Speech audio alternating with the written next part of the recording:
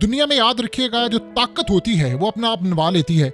आज पुतिन ने जो अटैक का ऑर्डर दिया था, ये मनाजिर आपकी स्क्रीन पर चल रहे हैं। इतना तबाहकुन हमला शायद ही यूक्रेन पर अब तक किया हो रूस ने। जो इनके इंटेलिजेंस एजेंसी का सीक्रेट हेडक्वार्टर था, कंट्रोल रूम था, उसको उड़ा दिया है। और रूस ने, आप सोचे, इतनी तबाही मचाई है कि उसने चैलेंज करके कहा था सबसे पहले नेटो को। उसने कहा था कि यूक्रेन में कोई जगह मुझे बता दो जहां पर तुम कोई दीवार खड़ी कर लो, कुछ भी खड़ी कर लो, मैं और अश्निक मिसाइल मारूंगा। कुछ भी दुनिया की ताकत खड़ी कर लो, कोई चीज ले आओ, सब कुछ वहां पर रख लो, अपने डिफेंस सिस्टम, मिसाइल सिस्टम, जो ला सकते हो ले आओ, मैं मारूंगा और वो तबाह हो जाएगा। असल में उसने एक दिन पहले, यानी दुनिया में आप सोचें कि कमाल ही है ये भी मुल्क, उसे चैलेंज करके कहा कि मैं मारूंगा और तुम देखना तबाह हो जाएगा। अब सीन ये हुआ था कि आपको पता है, इनका रशियन जर्नल जो मार दिया इन्होंने, इसने पुतिन ने ऑर्डर जारी किया। उसने कहा कि अब इनको हिट करना हर जायज और नाजायज रास्ता इस्तेमाल करके। इन्होंने अब मिसाइल मारा। अब सबसे बड़ा सवाल यहाँ पर यह पैदा होता है कि क्या रस्टिक मिसाइल मारा है इन्होंने, ये अभी तक नहीं पता, क्योंकि असल में अमेरिका ने सारे नए डिफेंस सिस्टम यूरोप ने यहाँ पर लगाए हुए थे, और जब तबाही हुई है तब उनको बताया गया कि आपका ये कंट्रोल रूम उड़ा दिया है उन्होंने। और इतनी तबाही है कि आप सोचें कि रूस ने, क्या कमाल की बात है कि उन्होंने अपने मीडिया पर कहा है कि आपने कोई ज्यादा इस बारे में खबर नहीं देनी, बस ठीक है बता दें कि सोशल मीडिया पर और दुनिया इंटरनेशनल मीडिया पर खबर ये चल रही है कि रूस ने मार दिया। अब आप जरा उनका खबर देने का अंदाज देखिए। एक होता है कि आपने मारा और आपने एडमिट कर लिया जी हमने मार दिया, बस उसने कहा जी सोशल मीडिया पर लोग कह रहे हैं, और ये यानी केव का सोशल मीडिया कह रहा है, या उसके अलावा कैनेडियन सोशल मीडिया कह रहा है, या उसके अलावा इंटरनेशनल मीडिया पर ये बात आ रही है, तो हमने तो सिर्फ हिट कर दिया, उनका ये कहना है, हमने नहीं बताया। यानी आप उस बंदे की स्ट्रेटजी और लेगेसी जरा देखें। खाली ये मामला नहीं हुआ, आज उसने इजराइल को जो धमकी दी है ये भी बड़ी अजीबोगरीब। उसने कहा कि ये समझते हैं, यानी आज अर्दोगान को और इस्लामिक कंट्रीज को उसने कहा कि आपको पता है शाम के अंदर असल विनर कौन है? उसने कहा इजराइल है। इजराइल को अब निकालने का वक्त आ गया शाम के अंदर, और ये एक दिन ऐसा आएगा आप देखेंगे निकल जाएगा। अब ये जो अल्फाज हैं उसके, ये लाइटली नहीं लिए गए इजराइल के अंदर। उसने कहा कि ये, यानी उसने इनडायरेक्टली नहीं डायरेक्टली भी इस बात को बड़ा कन्वे कर दिया कि अगर तुर्की ये समझ रहा है कि हम जीते हैं या ये दूसरी फोर्सेस समझ रहे हैं, असल में शाम के अंदर जीत अगर किसी की हुई है तो वो इजराइल की हुई है, जिसने इलाके छीन लिए। उसने कहा 25 किलोमीटर तक का इलाका ले उड़ा है इस वक्त इजराइल, तो इजराइल को रोकने की जरूरत है। उसने कहा आप ये देखें कि फलस्तीन कहां पर खड़ा है। इस्लामिक कंट्रीज को कहां पर खड़ा फलस्तीन आपका, यानी आपका मुल्क खा गया और सारी आप फौज इंतजार कर रहे हैं, फलाना होगा, ये होगा, आप लोग जाएं बजाएं जाकर। फलस्तीन की रियासत को कायम करने के लिए आप लोगों ने क्या किया है?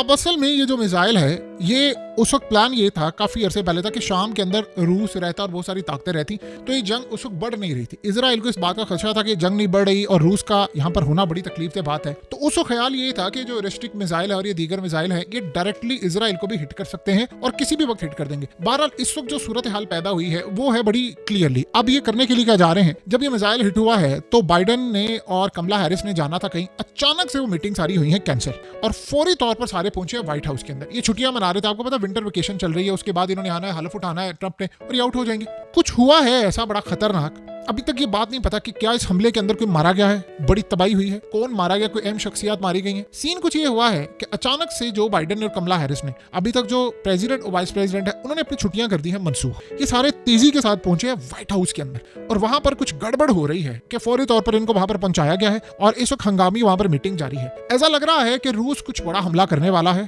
और गालिबन अब ये हमले के साथ उन्होंने ईरान के साथ एक नया मुआहदा किया है कि अब हमने जो भी है मिलकर इस लड़ाई को लेना, क्योंकि अब असल में इस वक्त ईरान को सबसे ज्यादा जरूरत है इस वक्त रूस की।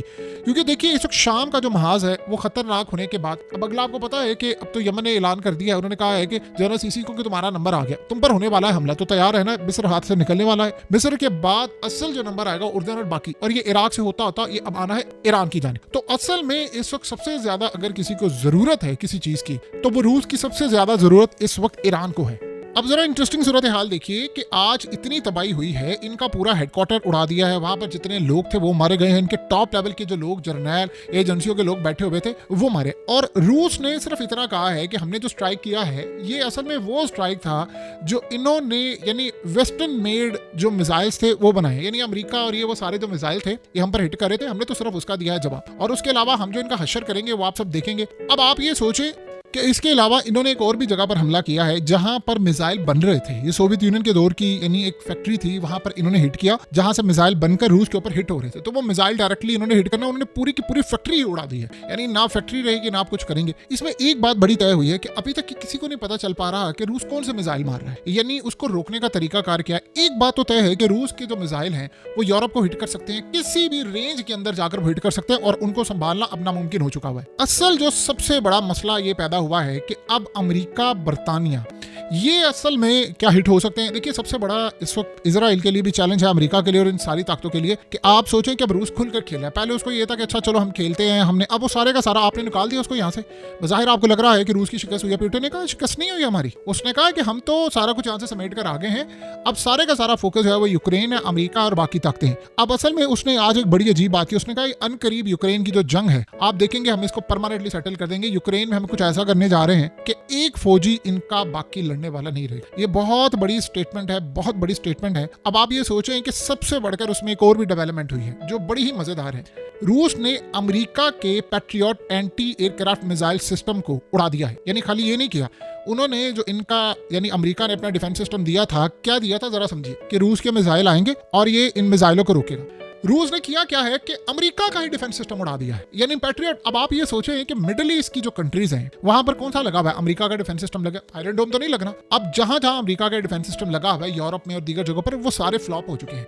अब आप ये सोचें कि अमेरिका की दुनिया में 800 मिलिट्री बेसिस है, 800 फौजी अड्डे 80 ममालिक के अंदर, तो वहां पर कौन सा डिफेंस सिस्टम लगा हुआ है? यही लगा हुआ है। तो इसका मतलब है कि अगर अमेरिका का इन्होंने पैट्रियट डिफेंस सिस्टम उड़ा दिया है, जो पहले भी बैटरीज इन्होंने तबाह की थी, तो बाकी इनके पास क्या बचा है? ये तो किसी की हिफाजत नहीं कर सकते। तो कुल मिलाकर अगर आप देखेंगे तो अमेरिका के डिफेंस सिस्टम की हो गई है ऐसी की तैसी। बहरहाल इस वक्त सबसे बढ़कर अगला मामला ये आ रहा है कि अमेरिका के ऊपर अब हमला करने की जो तैयारी है रूस की, वो बड़ी क्लियर हो चुकी है। देखिए, रिसेंटली जो ड्रोन्स आ रहे हैं अमेरिका के अंदर नजर, इस पर आप ये समझ रहे हैं, हम समझ रहे हैं बैरूनी ताकतें आ रही हैं, एलियंस आ रहे हैं, या किसी और मुल्क से कुछ आ रहा है, ये पॉसिबिलिटी है। लेकिन पता ये चल रहा है अब कि अमेरिका का डिफेंस सिस्टम फेल हुआ है। इन्होंने किया क्या है कि वो जो चीजें आ रही है उन पर मिसाइल मारे, उन्होंने इनके तबाह कर दिया मिसाइल, यानी उनको नहीं हिट हो पा रहे पूरी तरह। और तबाही कुछ इस तरह से है, ये बता नहीं पा रहे कि कैसे होगा, क्योंकि देखिए आपने एक मिसाइल मारा है, आपका डिफेंस सिस्टम भी जैम किया, किसी जगह से आपने मारने की कोशिश की, वो हिट नहीं हुआ।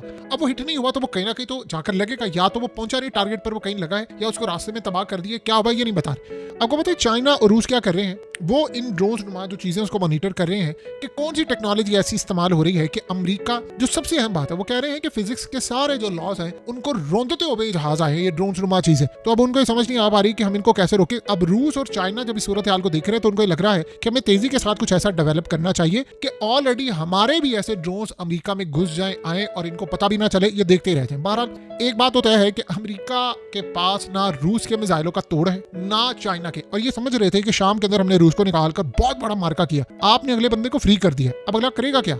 अब उसने उसी तरह खेलना है जिस तरह इन्होंने खेला है। अब यूक्रेन के अंदर ये जो बाकी सारी फोर्सेस वहां पर जाकर शाम में लड़नी थी, अब वो यूक्रेन में लड़ेंगे। तो जब यूक्रेन में आपकी लड़ाई होगी तो आप ये समझ लें कि फिर वो किस लेवल पर जाके आगे, यानी ये सारी ईरान की फोर्सेस हो या यमन हो या बाकी हो, तो ये सारे जब यहाँ पर आ जाएंगे तो खुलकर मजीद यूरोप तक ये लड़ाई होगी।